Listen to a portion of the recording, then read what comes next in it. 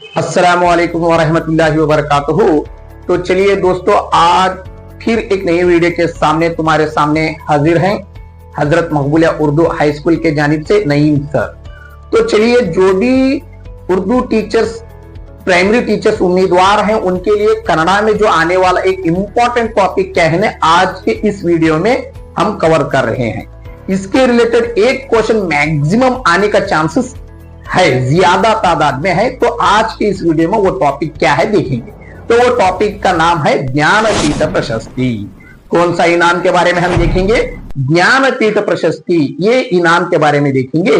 ये इनाम कन्नड़ में कितने कवियों को मिला है, तो इसके रिलेटेड हम देखेंगे। यानी उनके कवि कौन, कितने लोग लिए हैं और कौन सी किताब को उनको ये इनाम दिया गया है, ये सवालात में आने का चांसेस है।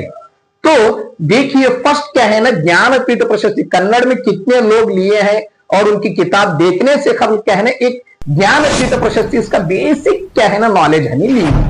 फर्स्ट देखो, ज्ञानपीठ प्रशस्ति यानी ये कब, ये किसे दिया जाता ज्ञानपीठ प्रशस्ति? तो फर्स्ट क्या है ना, क्षेत्र, क्षेत्र बोले तो फील्ड, कौन से फील्ड में वर्क करने वालों को ये इनाम दिया जाता है। यानी अलग अलग फील्ड में वर्क करने वालों को अलग अलग इनाम है। या इसका क्या है, ज्ञानपीठ प्रशस्ति, ये इनाम कौन से फील्ड में वर्क करने वालों को मिलता है। ये क्या है वह बोले तो साहित्य क्षेत्रದಲ್ಲಿ, ಯಾವ ಕ್ಷೇತ್ರದಲ್ಲಿ, ಸಾಹಿತ್ಯ ಕ್ಷೇತ್ರದಲ್ಲಿ ನೀಡುವಂತಹ ಭಾರತದ ಅತಿ ದೊಡ್ಡ ಪ್ರಶಸ್ತಿ ज्ञानपीठ प्रशस्ति। यानी साहित्य बोले तो लिटरेचर के फील्ड में दिया जाने वाला भारत का सबसे बड़ा इनाम कौन सा हुआ बोले तो ज्ञानपीठ प्रशस्ति। First point clear. यानी कौन से फील्ड को दिया जाता? साहित्य क्षेत्र, यानी लिटरेचर के फील्ड में यह दिया जाने वाला भारत का सबसे बड़ा इनाम कौन सा हुआ बोले तो ज्ञानपीठ प्रशस्ति। ओके, ये कब स्टार्ट हुआ बोले तो फर्स्ट क्या है ना, स्थापने कब वजूद में आया हुआ बोले तो एक 1961 में ये वजूद में आया। कब ये ಸ್ಥಾಪನೆ ಯಾವಾಗ ಆಯಿತು? 1961 वजूद में कब आया? 1961 में। मगर ये इनाम देने को इन्होंने कब स्टार्ट करे? 1961 में वजूद में आया, ಸ್ಥಾಪನೆ ಆಯಿತು। ಆದರೆ ಇದನ್ನು ಈ ಪ್ರಶಸ್ತಿ ನೀಡಲು ಪ್ರಾರಂಭ ಮಾಡಿದ್ದು ಯಾವಾಗ ಅಂತಂದ್ರೆ, ಕಬ್ ದೇನೆ का स्टार्ट करे बा बोले तो 1965 को स्टार्ट करे। 1965 ಇದನ್ನು ಪ್ರಾರಂಭ ಮಾಡಿದರು। कब स्टार्ट करे? 1965 को स्टार्ट करे। फर्स्ट पॉइंट क्या बोलो, कब वजूद में आया? 1961 को। और नेक्स्ट क्या है बा बोले तो फर्स्ट कब देने को स्टार्ट करे नो? 1965 को। कौन से फील्ड को दिया जाता? साहित्य यानी लिटरेचर के फील्ड को दिया जाता। और इसका इनाम अब लगभग एक क्या है ना, एक ट्रॉफी दी जाती।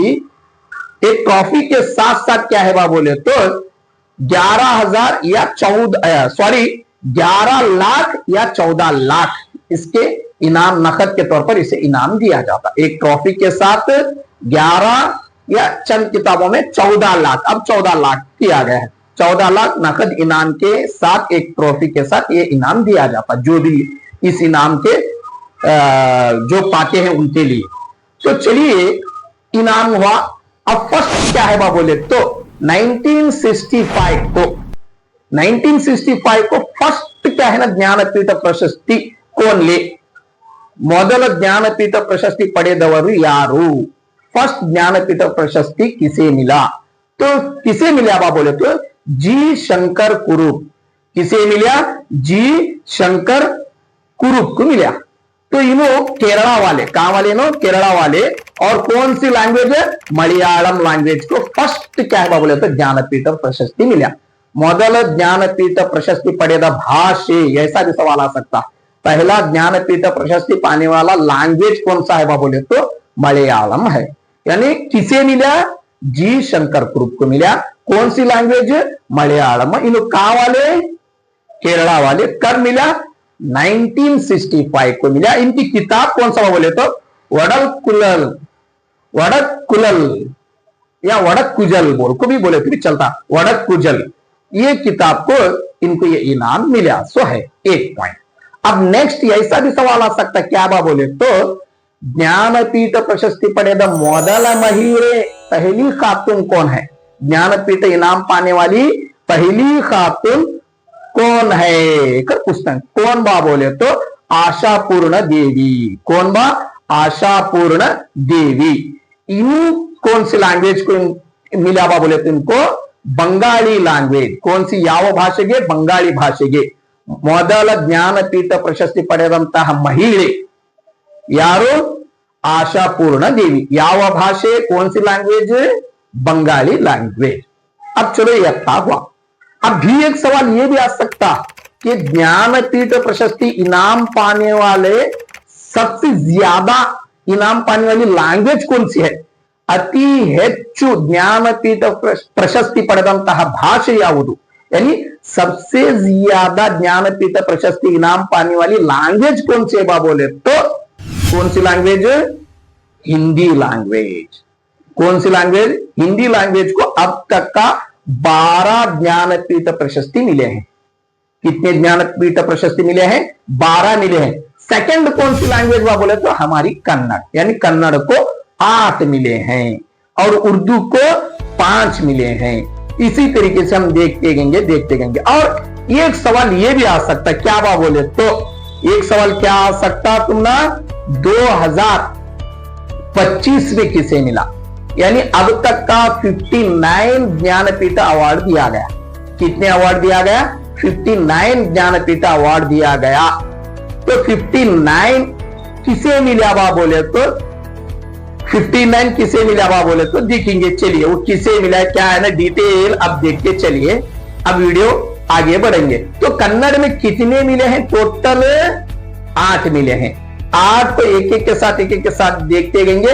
और फर्स्ट अब 59 किसे मिला वो भी देखेंगे। चलिए तो अब तक का 2025 को यानी 2025 को क्या है बा बोले तो 58 और 59 दोनों भी मिला आपको दिन से। अब 59 पूछ सकता हूं तुम्हें एग्जाम में क्या दी? 59 किसे मिला बा बोले तो विनोद कुमार शुक्ला को मिला। 59 59ನೇ ಜ್ಞಾನಪೀಠ ಪ್ರಶಸ್ತಿ ಯಾರಿಗೆ ಸಿಕ್ಕಿದೆ? यानी 59 ज्ञानपीठ इनाम किसे मिला बोले तो विनोद कुमार शुक्ला को मिला। किसे मिला? विनोद कुमार शुक्ला को। तो इन्हों छत्तीसगढ़ वाले कहां वाले? इन्हों कौन से रियासत वाले? छत्तीसगढ़ रियासत वाले। तो चलो अब हमारे कन्नड़ में जो है 8 मिले हैं अब तक का। कितने मिले हैं? 8 मिले हैं। तो इस वीडियो में आखिर में मतलब एक शॉर्टकट ट्रिक भी बोलता हूं कि ऐसा किस तरीके से 8 लोगों को याद रखना। तो चलिए दोस्तों अब ज्ञानपीठ इनाम पाने वाले 8 कवियों में से पहले जो कवि है कुवेंपु के बारे में हम जानेंगे। तो चलो कुवेंपु इनु ज्ञानपीठ इनाम इनको 1967 1967 में इनको मिला सो है। कौन सी किताब को मिला बा बोले तो श्री रामायण दर्शनम। किताब का नाम क्या? श्री रामायण दर्शनम। इस किताब को इनको ज्ञानपीठ इनाम मिला सो है। तो ऐसा सवाल पूछ सकते हैं एग्जाम में आपको कि ಕನ್ನಡಕ್ಕೆ ಮೊದಲ ಜ್ಞಾನಪೀಠ ಪ್ರಶಸ್ತಿ ತಂದುಕೊಟ್ಟಂತಹ ಕವಿ ಯಾರು? यानी कन्नड़ में पहला ज्ञानपीठ इनाम लाने वाले कवि का नाम क्या है? तो कौन है? कुवेंपु है। ऐसा भी पूछ सकता नहीं बोले तो ಕುವೆಂಪುರವರ ಯಾವ ಕೃತಿಗೆ ज्ञानपीठ प्रशस्ति सिक्किತು? यानी कुवेंपु के वो कौन सी किताब को इनको ज्ञानपीठ इनाम मिला है? कौन सी किताब? श्री रामायण दर्शनम। कौन सी किताब? श्री रामायण दर्शनम। कब मिला बा बोले तो 1967 को मिला सो है। ओके अब नेक्स्ट कवि दरा बेंद्रे के बारे में जानेंगे। अब दरा बेंद्रे के बारे में जानेंगे। दरा बेंद्रे कन्नड़ के दूसरे ज्ञानपीठ पाने वाले हैं। तो दरा बेंद्रे इनको कब ये इनाम मिला बा बोले तो 1973 ಇವರಿಗೆ ज्ञानपीठ प्रशस्ति सिक्किತು। यानी 1973 में इनको ज्ञानपीठ इनाम मिला सो है। कौन सी किताब को बा इनके बोले तो नाकुतंती। कौन सी किताब को इनको मिला? नाकुतंती किताब को इनको 1973 में ज्ञानपीठ प्रशस्ति इनाम मिला सो है। ओके नेक्स्ट अब देखेंगे शिवराम कारन के बारे में देखेंगे। तो चलो तीसरे कवि हैं शिवराम कारन। शिवराम कारन ಇವರಿಗೆ 1977ರಲ್ಲಿ ज्ञानपीठ प्रशस्ति सिक्किತು। यानी शिवराम कारंत को 1977 में ज्ञानपीठ इनाम मिला है। कौन सी किताब को मिला बोले तो ಮೂಕಜ್ಜಿಯ ಕನಸುಗಳು। किताब का नाम क्या है? ಮೂಕಜ್ಜಿಯ ಕನಸುಗಳು। इस किताब को इनको 1977 में ज्ञानपीठ इनाम मिला है। और इनका लक़ब क्या है ये भी पूछ सकता है एग्जाम में। इनका लक़ब यानी बिरुदु, बिरुदु यानी इनका लक़ब क्या है? कडल तीर भार्गव बोलता है इनको। क्या बोलता है? कडल तीर भार्गव या ನಡೆದಾಡುವ विश्वकोश। दो लक़ब से मशहूर है। कौन से दो लक़ब? एक जो है कडल तीर भार्गव और एक जो है ನಡೆದಾಡುವ विश्वकोश, यानी चलती फिरती यूनिवर्सिटी या डिक्शनरी इनको कहा गया है। तो कडल तीर भार्गव बोले तो कौन? शिवराम कारंत। या ನಡೆದಾಡುವ विश्वकोश किसे कहते हैं? शिवराम कारंत को कहते हैं। ओके, कौन सी किताब इनकी? ಮೂಕಜ್ಜಿಯ ಕನಸುಗಳು। इस किताब इनको ज्ञानपीठ इनाम मिला है। तो नेक्स्ट है मास्ती वेंकटेश अयंगार। मास्ती ವೆಂಕಟೇಶ ಅಯ್ಯಂಗಾರ್ ಇನ್ನು ಇವರಿಗೆ ಜ್ಞಾನಪೀಠ ಪ್ರಶಸ್ತಿ 1983ರಲ್ಲಿ ಸಿಕ್ಕಿತು। कब मिला है? 1983 को मिला है। किस किताब को मिला बोले तो ಚಿಕ್ಕ ವೀರ ರಾಜೇಂದ್ರ। ಯಾವ ಕೃತಿಗೆ ಇವರಿಗೆ ಜ್ಞಾನಪೀಠ ಪ್ರಶಸ್ತಿ ಸಿಕ್ಕಿದೆ? ಚಿಕ್ಕ ವೀರ राजेंद्र। इस किताब को इनको ज्ञानपीठ प्रशस्ति मिला है। और इनको इनके रिलेटेड ऐसा भी सवाल आप पूछ सकते हैं, कन्नड़ದ ಆಸ್ತಿ ಎಂದು ಯಾರನ್ನು ಕರೆಯುತ್ತಾರೆ? कब बोलता है ऐसा एक क्वेश्चन इनको। और एक लक़ब है इनका, विरुद्ध क्या है बोले तो दो है। एक क्या है बोले तो कन्नड़ದ ಆಸ್ತಿ। इनको कन्नड़ದ ಆಸ್ತಿ बोल को भी कहा जाता। ಮಾಸ್ತಿ ವೆಂಕಟೇಶ್ ಅಯ್ಯಂಗಾರ್ ರವರನ್ನು ಕನ್ನಡದ ಆಸ್ತಿ ಎಂದು ಕರೆಯುತ್ತಾರೆ। और एक कहा जाता है इनको ಸಣ್ಣ ಕಥೆಗಳ ಜನಕ। ಸಣ್ಣ ಕಥೆಗಳ ಜನಕ ಯಾರನ್ನು ಕರೆಯುತ್ತಾರೆ? यानी छोटी कहानियों का बानी कौन है? कौन बा बोले तो मास्ती वेंकटेश अयंगार। मास्ती वेंकटेश अयंगार। नेक्स्ट कवि है विक्रु गोकाक। इनके बारे में देखेंगे। तो दोस्तों नेक्स्ट ज्ञानपीठ इनाम पाने वाले कवि विक्रु गोकाक, इनके बारे में देखेंगे। विक्रु गोकाक 1990ರಲ್ಲಿ ज्ञानपीठ प्रशस्ति सिक्किತು। यानी इनको 1990 में ज्ञानपीठ इनाम मिला है। कौन सी किताब को बोले तो भारत सिंधु रश्मि। ಯಾವ ಕೃತಿಗೆ? भारत सिंधु रश्मि। इस किताब को इनको ज्ञानपीठ इनाम मिला है। नेक्स्ट देखेंगे UR अनंत मूर्ति। इनके बारे में देखेंगे। नेक्स्ट UR अनंत मूर्ति। UR अनंत मूर्ति रವರು 1994ರಲ್ಲಿ ज्ञानपीठ प्रशस्ति पಡೆದರು। यानी इनको 1994 में ज्ञानपीठ प्रशस्ति इनाम मिला है। कौन सी किताब को बोले तो समग्र साहित्य। यानी अब तक का जितने कवियों को तुम्हें देखे किताब का नाम है, मगर यहाँ जो आगे के जो 3 कवियां हैं इनको समग्र साहित्य बोले तो उन्होंने कहानियां भी लिखे हैं, नज़म भी लिखे हैं, कादम्बरी यानी नॉवेल्स भी लिखे हैं।